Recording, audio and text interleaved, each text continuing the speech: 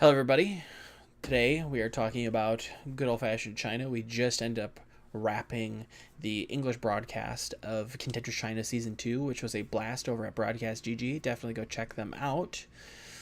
We just wrapped on that, and we're getting a lot of reports coming out about China's kind of emergence in Overwatch League Season 2.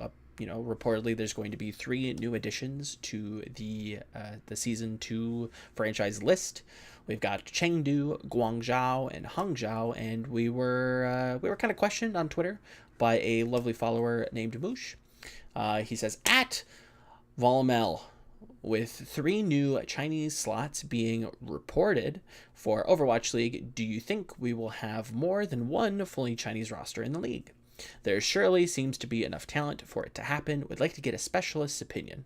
While I appreciate you, I think we've got a lot to learn from China, and I am happy to oblige your question, and hopefully I answer it. Maybe. So, like I said, we've got 3 new cities making a total of 4 Chinese slots in the Overwatch League. We have Chengdu, Guangzhou, Hangzhou, and Shanghai. Obviously, we can immediately cross Shanghai off because the players that they have retained off of their Thanos snap, where I think they shed about 8 players in total. They kept main tank Fearless. They kept flex tank Giguri and fantastic Chinese hitscan player D.Va, who has been somebody who I actually wanted to see flourish a little bit more, and maybe potentially we could see him on a expansion team's roster in the future. Maybe they approach him maybe in the midseason potentially. So we've got 3 blank canvases. We have 3 blank slates. How likely, I guess, is the question that we're kind of delving into here. And that's a toughie. That's a tough question to answer because, like you said, there isn't a shortage of talent. What I am worried about is how competitive Chinese teams tend to be. I think they really are. They want to show that China is a competitive region, and that doesn't always necessarily mean that they're going to be using Chinese talent. And what I mean by that, and it's not to say that Chinese talent is bad. I think that there's a multitude of really, really strong teams in contenders that, if given an opportunity, if given the chance and the proper coaching structure and the proper resources, I think they could really, really flourish. And we'll get into that later on in the video. But I think when I look at what the LPL or the Chinese League of Legends region tended to do towards the mid half, I want to say about 2013, if I'm ballparking it right, is they were, really heavily investing into League of Legends, and they actually bought out a lot of Korean players, a lot of Korean all-stars. If you remember back, for those of you who are familiar with League of Legends, the great Korean exodus, and bringing them over. Basically, for those of you who aren't, who aren't interested in League, I'll try to, explain it as best as I can, because obviously I'm not an expert on this, so I'm explaining it with a layman's terms. Basically, Chinese teams put out, exorbitant, just crazy buyouts for these world champions that just had happened to win worlds. I want to say it was season 3, if I'm remembering correctly. And they basically broke apart the championship team, split them off into other Chinese teams, and just paid them crazy bucketfuls of money, like just dump trucks full of money. But it wasn't only them. They actually bought out a lot of other Korean players as well that were interested in, just trying to, survive and live. They brought them over and paid them a lot of money as well, and they've been, fairly successful. I don't know that there's a ton of them still in China these days, but for the time, they seem to have a decent success rate over in China. And that's kind of a trend that I hope doesn't necessarily happen. But it is it is possible. I don't want to say likely, but it is a possibility that, very powerful and wealthy Chinese owners, if they are positioning with these franchise slots, they could just shell out for the best free agents on the market and some of the best Korean talent in Korean contenders and put them all into one roof. A great example of this could be Lucky Future Zenith. If a team does decide to go with that full roster, that is going to be a very powerful team. But I think Chinese teams are going to have to pay top dollar for this team, because I think a lot of people are kind of scouting them, and they're looking at this team in particular that has a very, very strong track record, internationally, and maybe are looking to pick that apart. But if somebody is interested in doing that, I think they're going to have to pay top dollar, which means that we could see LFC, Lucky Future Zenith, stay within China. Obviously not a full Chinese team. They're actually a Korean team, but that's the type of mentality that some of these investors could be looking at. They want to be really competitive. They want to win. This is kind of how they achieve that goal. The other way I think you could look at this is that some of these investors and some of these franchise slots, they really want to market to their home region while also trying to be competitive as much as they can. So then they're looking at signing the best Chinese talent. And that's where we get into some of the potential teams that could possibly be signed. Obviously the strongest team in China right now, obviously not being a full Chinese team, is LFC, so they're kind of disqualified, right? The strongest full Chinese team, in my opinion, right now is a team called T1W Esports. And if you're remotely interested in this, please check out Contenders, where we kind of broke everything down about them. They took Lucky Future Zenith to Game 5 during the semifinals, I believe, for Contender Season 2 and the playoffs, which was a fantastic game and could have gone either way. It went all the way to Game 5, which is unheard of with LFC. The entire season, they were very, very dominant. T1W was the only team, if I remember correctly, that was able to take even a map off of them. To see them take them to Game 5 was very, very impressive. But I digress. Off of Contenders, we have had a small scale kind of Chinese Cup very recently. I believe it was the Land Story Cup Guangzhou. 4 teams were invited. I believe it was Moss 7 Club, which was renamed to Big Regal Team Gaming, something along with BRTG, I want to say is their name.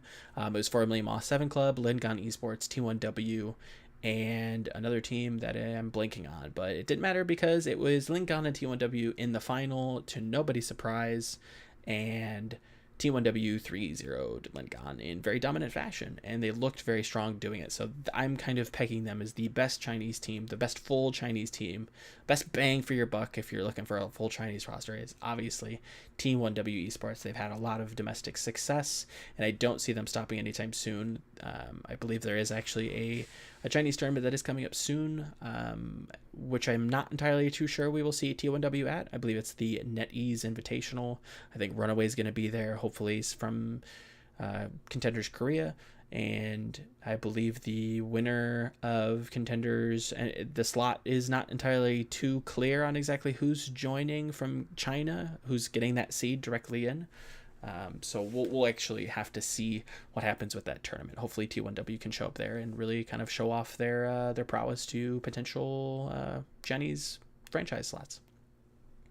Next on my list is LGD Gaming. There's not a lot said there. If you are familiar with esports, I'm sure you've heard LGD before. They kind of are the not the golden boys of China, but they're a very, very prominent team within China in many different games, and in Overwatch, it's no different. They have a lot of old school veterans like Shy and Eileen. Very, very strong DPS duo. A little bit scrappy, a little bit aggressive at times, or a little bit overly aggressive at times, but nonetheless, LGD is a very fun team to watch. They're very explosive, and they have a crazy backing, and if I remember correctly, they're quite wealthy as well. I think they're owned by some very, very powerful people. So you could very well see LGD kind of not as shoo-ins, but a very likely team to perhaps be signed. Whether or not they'll be signed only as a full Chinese team, or maybe they'll have Koreans kind of peppered in there. It's difficult to say because of how team esports tend to work. Even if we look at our own backyard, if we look at North American as a continent, right? If we look at North America, there is no full NA team in the Overwatch League in Season 1. Everybody had 2 or 3 Koreans added to them. The closest we had was the Houston Outlaws, and even then we had Europeans added. So if we want to even broaden that out to just Western teams, so NA and EU, there's only one team that actually fulfilled that entirely. 2, I guess, technically. Houston ended up having Arhan added towards the latter half of the season, but Florida did add around the same time, actually. They added Saya Player and Awesome Guy after Stage 1 during the midseason and signed them. So there's only about 2 teams that really had a full kind of Western roster. And we saw the rest of the other 10 teams apply Korean players, apply, those, very, very prominent players. Yes, Shanghai started off that way, so I guess you could count them as well. But very, very few teams actually decided to go with a full domestic roster to their region. So it's I would say it's much more likely that we see a team like LGD get, not, I guess the word boosted is not, it's much more negative than what I'm trying to portray. They're just kind of getting a little bit more firepower added to them in the form of Korean players. Now, you could immediately come at me and say, what if you just make a Chinese super team? What if you take T1W, LGD, and Lingan and you just make them into one team? You take the best parts from each of them and just slap them into one team, and that'd be amazing. But we have to see that happen. Super teams don't always work. I've never been one for a super team. I think and any time in any kind of sporting athlete, whatever, whether it be athletics or whether it be esports, what have you, super teams tend to not work out for one reason or another, whether it be egos, whether it be mentalities not necessarily working together. I don't think that would work. I tend to want to build a team that has a core of players, and then we stack on top of that, and that makes sense to add Korean players to that. So it's not impossible that we don't see a full Chinese roster. I just don't know if people are going to be willing to not add Korean talent to it. It seems like a very it seems like a cure-all for some communities where they feel like that just adding Korean talent just kind of solves your problems, which I don't necessarily agree with, but it definitely does add a lot of firepower to your team as long as you can work through those communication issues. But that doesn't mean that there's not very, very promising talent in China that you can't kind of pick from. So we went through T1W, LGD, and Lingan, probably the top 3 right now. I'd probably put Lingan above LGD, but I think LGD is probably much more likely to get in because they are such a prominent team in China. The 2 teams who I would pick from, kind of pick apart, is Team CC, who happen to be the Shanghai Dragons Academy team, and Flag Gaming, who happen to be primarily from a team called Team Scotty's Gift. If you look back in Contenders Season 1, they played under Team Scotty's Gift and ended up making it to playoffs. And they came into this season under the banner of Flag Gaming. I think their organization fell apart, and this is their either new one or just kind of a player-run org. And these teams have very, very interesting parts, but as a whole, they're not necessarily as powerful. I think Team CC just kind of struggles. They're all over the place. I did a VOD review of them on my channel. It'll be somewhere. That they looked to be a little bit better, but as they progressed in the playoffs, it was the same old song and dance with them. They were just very, they just kind of fell apart. It wasn't coordinated at all. Their tank line was very far forward, and their DPS just did not find success on much of anything. It felt like they were struggling on Brigida, and they only felt comfortable running with it. It felt kind of stubborn in a sense, but it's not necessarily an analysis of Team CC, so I digress. I think that their tank line, though, has a lot of history. They've, formerly of MY, a legendary team in China. Definitely take a look at them. I think they have potential if given the right circumstances, and at the very least, I would at least give them a trial. And then we have Flag Gaming. Flag Gaming's support line is something that I've been very recently in tune with. After watching a few of their games a little bit more closely, I think they're actually quite strong mechanically, and apparently they actually have a lot of history in China as well as being some very, very popular players. So I would approach Flag Gaming's support line of Coldest and his duo and trying to get them to my team. I would try to hire them, try to pick them away from Flag Gaming, and try to bring them within my org. So to better answer your question and stop rambling, because it is very early and my eyes are starting to droop, is it likely that we see a full Chinese roster? I think it's possible. We have 3 teams. It's 3 chances to have a full Chinese roster, but people are very keen on adding Korean talent to rosters just to give them a little bit more star power, give them a little bit more finishing power, especially in the DPS roles. But that doesn't necessarily cross out the hopes of a Chinese super team, or even signing T1W with some additions added to it. So I don't think it's unlikely, but it's very difficult to say what happens. I would say that it's probably, if I had to pick an answer, I'd probably say it's not super likely that we see even one full Chinese team. I think if I had to place a bet, I think a lot of these teams are going to be looking at Korean talent. That's just my brain. I think my heart says sign all these Chinese players. I think they would do really well.